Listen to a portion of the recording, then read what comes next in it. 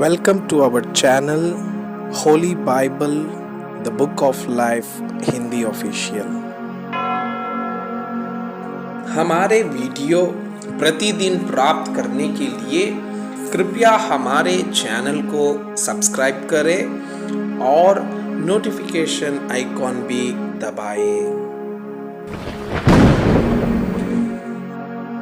आज का पवित्र बाइबल पाठ लेव्य व्यवस्था के पुस्तक अध्याय 25, 7वां वर्ष विश्राम वर्ष।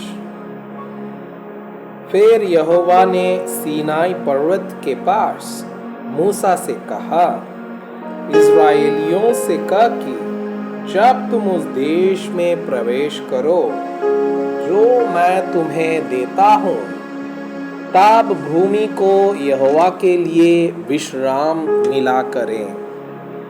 6 वर्ष तो अपना अपना खेत बोया करना और 4 वर्ष अपनी अपनी दाग की भारी छांट छांट कर देश की उपज इकट्ठी किया करना, परंतु 7वें वर्ष भूमि को यहोवा के लिए परम विश्राम काल मिला करें। उसमें ना तो अपना खेत बोना और ना अपनी दाग की भारी छांटना।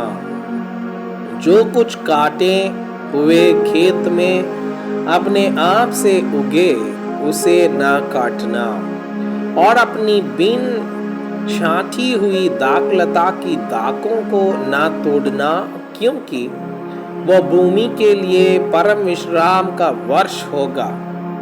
भूमि के विश्राम काल ही की उपज से तुमको और तुम्हारे दास दासी को और तुम्हारे साथ रहने वाले मजदूरों और परदेशियों को भी भोजन मिलेगा, और तुम्हारे पशुओं का और देश में जितने जीव जंतु हो उनका भी भोजन भूमि की सब उपज से होगा।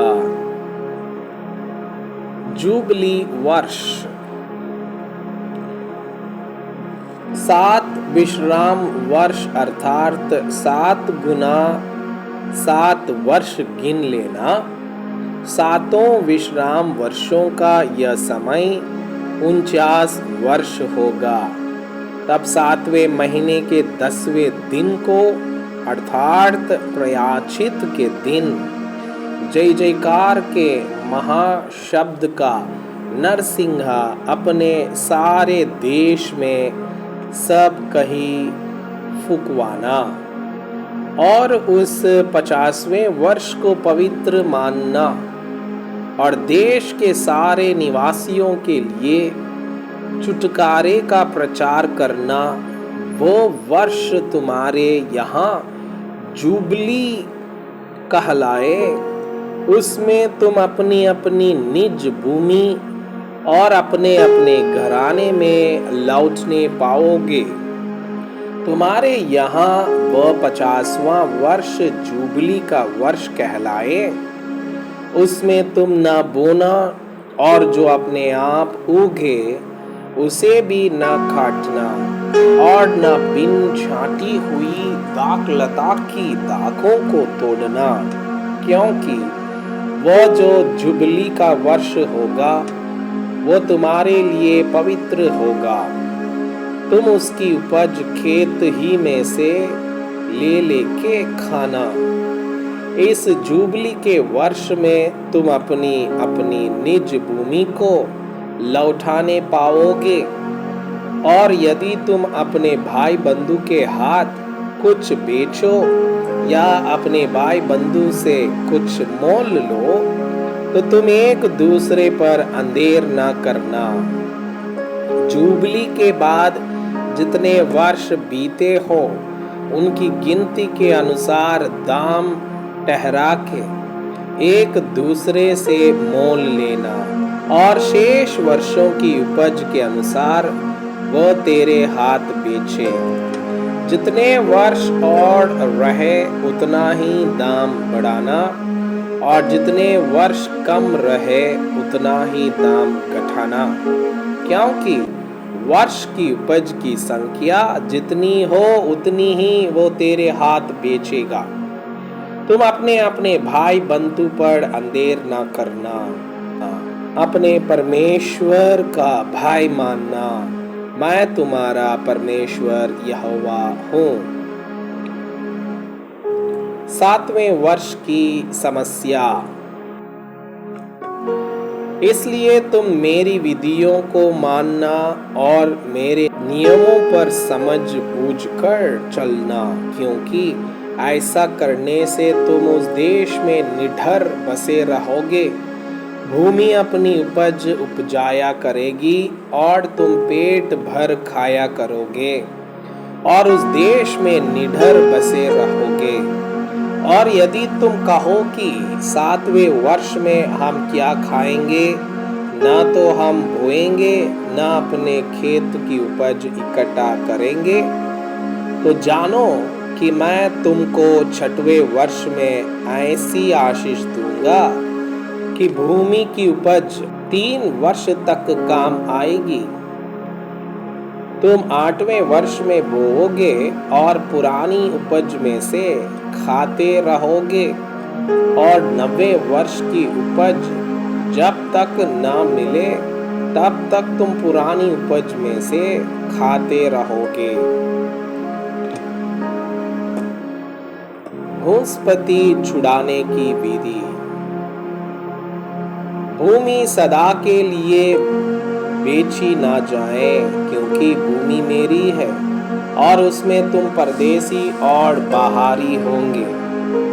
लेकिन तुम अपने बाग के सारे देश में भूमि को छुड़ा लेने देना।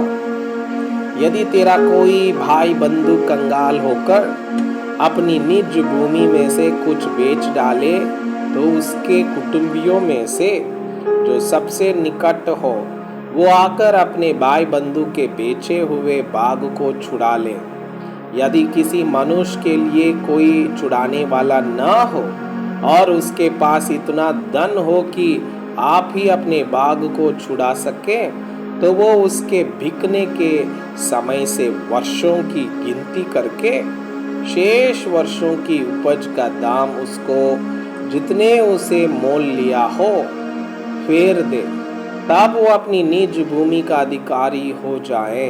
परंतु यदि उसके पास इतनी पूंजी ना हो कि उसे फिर अपनी कर सके, तो उसकी बेची हुई भूमि जुबली के वर्ष तक मोल लेने वालों के हाथ में रहे और जुबली के वर्ष में छूट जाए, तब वो मनुष्य अपनी निज भूमि का फिर अधिकारी हो जाए।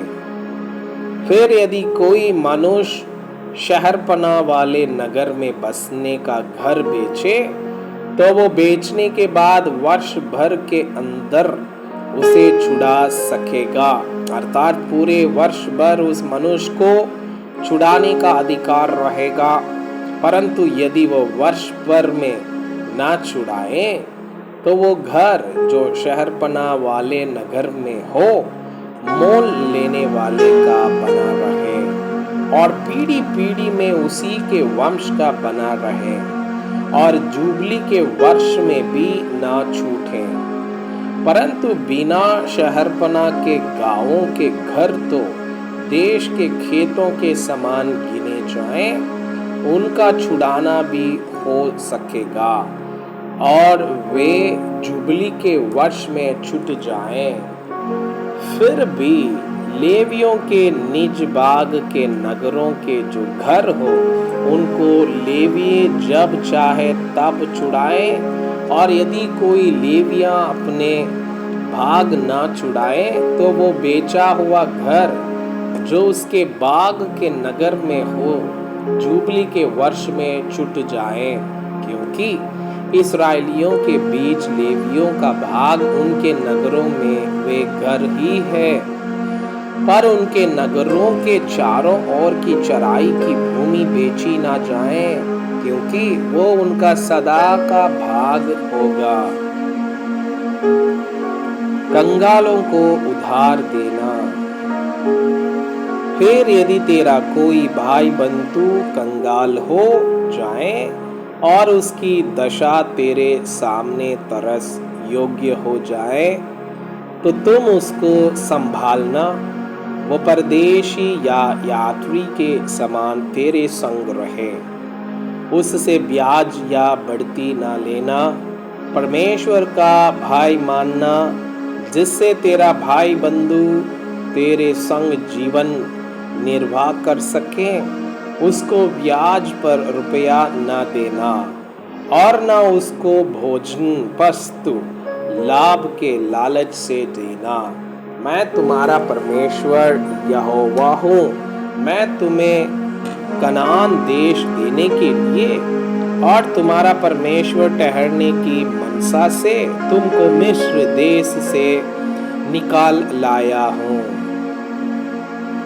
दासों को छुड़ाने की विधि। फिर यदि तेरा कोई भाई बंधु तेरे सामने कंगाल होकर अपने आप को तेरे हाथ बेच डाले, तो उससे दास के समान सेवा ना करवाना।